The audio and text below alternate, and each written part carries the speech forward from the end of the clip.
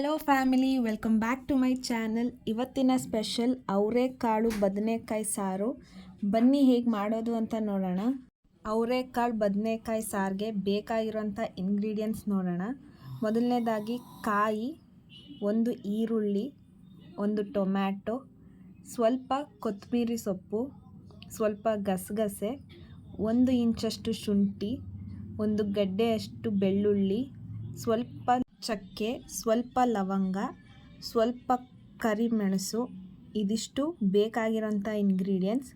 ಈಗ ತಗೊಂಡಿರುವಂಥ ಅಷ್ಟು ಇಂಗ್ರೀಡಿಯೆಂಟ್ಸ್ನ ನಾವು ಒಂದು ಬಾಣಲಿಗೆ ಸ್ವಲ್ಪ ಎಣ್ಣೆ ಹಾಕಿ ಚೆನ್ನಾಗಿ ಫ್ರೈ ಮಾಡ್ಕೊತಾ ಇದ್ದೀವಿ. ಎಣ್ಣೆ ಹಾಕಿ ಚೆನ್ನಾಗಿ ಫ್ರೈ ಮಾಡಿ ಖಾರ ರುಬ್ಬೋದ್ರಿಂದ ಟೇಸ್ಟ್ ತುಂಬ ಚೆನ್ನಾಗಿರುತ್ತೆ ಸಾಂಬಾರ್ದು.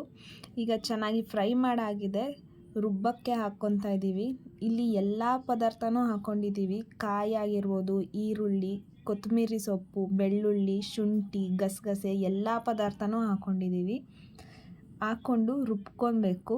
ಈಗ ಸ್ವಲ್ಪ ನೀರನ್ನ ಆ್ಯಡ್ ಮಾಡ್ಕೊತಾ ಇದ್ದೀವಿ.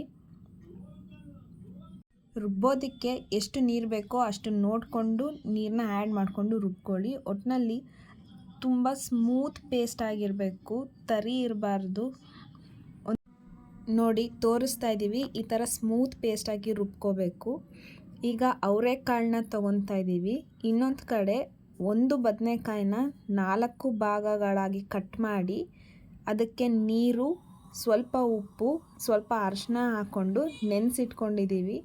ಯಾಕಂದರೆ ನಾವು ಕಟ್ ಮಾಡಿರೋಂಥ ಬದನೆಕಾಯಿ ಬೇಗ ಕಪ್ಪಾಗೋಗುತ್ತೆ ನೀವು ಹಾಗೆ ಗಾಳಿಲಿ ಬಿಟ್ಟರೆ. ಅದಕ್ಕೆ ನೀರಿಗೆ ಸ್ವಲ್ಪ ಉಪ್ಪು ಮತ್ತು ಅರಿಶಿನ ಹಾಕ್ಕೊಂಡು ನೆನೆಸಿಟ್ಕೊಂಡಿದ್ದೀವಿ.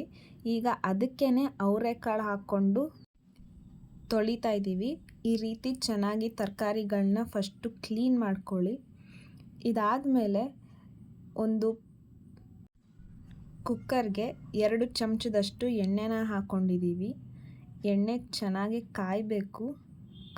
ಆದಮೇಲೆ ನಾವು ಇಲ್ಲಿ ಉದ್ದುದ್ದಾಗೆ ಒಂದು ಈರುಳ್ಳಿನ ಇಟ್ಕೊಂಡಿದ್ದೀವಿ. ಈಗ ಆ ಈರುಳ್ಳಿನ ಕಾದಿರೋ ಎಣ್ಣೆಗೆ ಹಾಕ್ಕೊತಾ ಇದ್ದೀವಿ. ಈರುಳ್ಳಿ ಹಸಿ ವಾಸನೆ ಹೋಗಿ ಗೋಲ್ಡನ್ ಬ್ರೌನ್ ಬರೋ ತನಕ ಫ್ರೈ ಮಾಡ್ಕೊತೀವಿ. ಈ ರೀತಿ ಸಾಂಬಾರು ಮಾಡಿ ನೋಡಿ, ನಿಜವಾಗ್ಲೂ ರುಚಿ ಅಂತೂ ತುಂಬಾ ಚೆನ್ನಾಗಿರುತ್ತೆ. ಎಲ್ಲರೂ ಇಷ್ಟಪಡ್ತಾರೆ.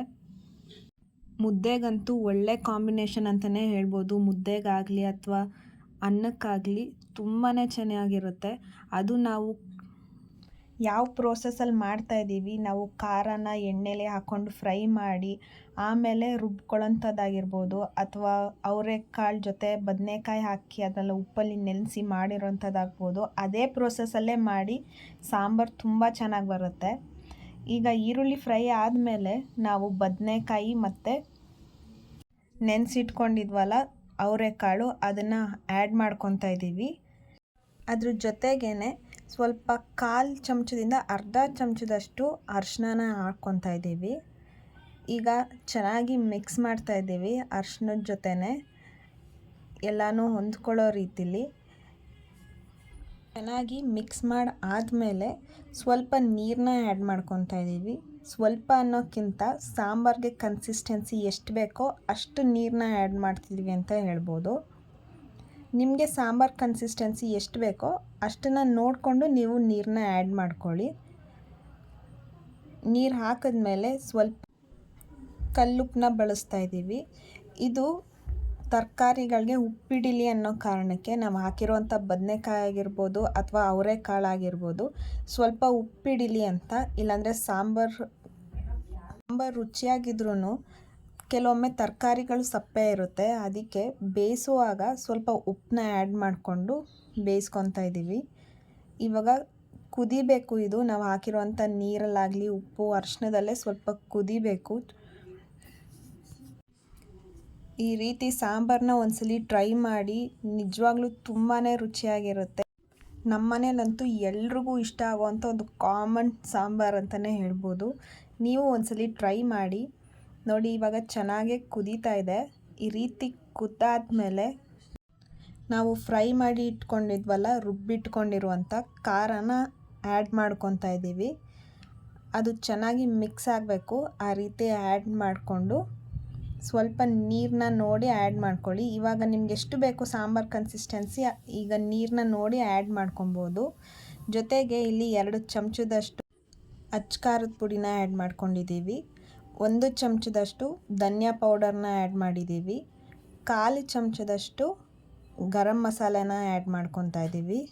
ಈಗ ಇವೆಲ್ಲನೂ ನಾವು ಹಾಕಿರುವಂಥ ಎಲ್ಲ ಸ್ಪೈಸಸ್ಸು ಎಲ್ಲ ಪೌಡರು ಚೆನ್ನಾಗಿ ಮಿಕ್ಸ್ ಆಗಬೇಕು. ಇದಾದಮೇಲೆ ಸ್ವಲ್ಪ ಉಪ್ಪನ್ನ ಆ್ಯಡ್ ಮಾಡ್ಕೊತಾ ಇದ್ದೀವಿ. ಉಪ್ಪನ್ನ ನೋಡಿ ಆ್ಯಡ್ ಮಾಡ್ಕೊಳ್ಳಿ, ಯಾಕಂದರೆ ನಾವು ಬೇಯಿಸುವಾಗ ತರಕಾರಿ ಬೇಯಿಸುವಾಗ್ಲೂ ಆ್ಯಡ್ ಮಾಡಿದ್ವಿ. ಇದಾದಮೇಲೆ 3 ವಿಷಲ್ ಕೂಗಿಸ್ಕೊಳ್ಳಿ. ಸೊ ಅಲ್ಲಿಗೆ ಸಾಂಬಾರು ರೆಡಿ ಆಗುತ್ತೆ. ನೀವು ನೋಡ್ತಿರ್ಬೋದು ಸಾಂಬಾರು ಕಲರೇ ಎಷ್ಟು ಚೆನ್ನಾಗಿದೆ ಅಂತ. ಇನ್ನು ತಿನ್ನೋದಕ್ಕಂತೂ ಹೇಳೋಗೆ ಇಲ್ಲ, ಸಕ್ಕತ್ತಾಗಿರುತ್ತೆ. ನಾನು ಎಲ್ಲ ವೀಡಿಯೋದಲ್ಲೂ ಹೇಳೋ ಹಾಗೆ ಫಸ್ಟು ಯಾವುದೇ ಡಿಶ್ ಆಗಿರಲಿ, ಯಾವುದೇ ತಿಂಡಿ ಆಗಿರಲಿ ನೋಡೋದಕ್ಕೆ ಚೆನ್ನಾಗಿರಬೇಕು. ಸೊ ತಿನ್ನೋದಕ್ಕೆ ಆಟೋಮೆಟಿಕ್ಕಾಗಿ ಇಷ್ಟ ಆಗೇ ಆಗುತ್ತೆ. ನೋಡಿ ಎಷ್ಟು ಚೆನ್ನಾಗಿದೆ ಸಾಂಬಾರು, ಚೆನ್ನಾಗೇ ಬೆಂದಿದೆ. ನೀವು ನೋಡ್ತಿರ್ಬೋದು. ಒಂದ್ಸಲಿ ಮನೆಯಲ್ಲಿ ಟ್ರೈ ಮಾಡಿ, ಎಲ್ರಿಗೂ ಇಷ್ಟ ಆಗುತ್ತೆ. ಕಲರ್ ಆಗಿರಲಿ, ಟೆಕ್ಸ್ಚರ್ ಆಗಿರಲಿ ಅಥವಾ ಕನ್ಸಿಸ್ಟೆನ್ಸಿ ಆಗಿರಲಿ ಎಲ್ಲ ಪರ್ಫೆಕ್ಟಾಗಿ ಬಂದಿದೆ.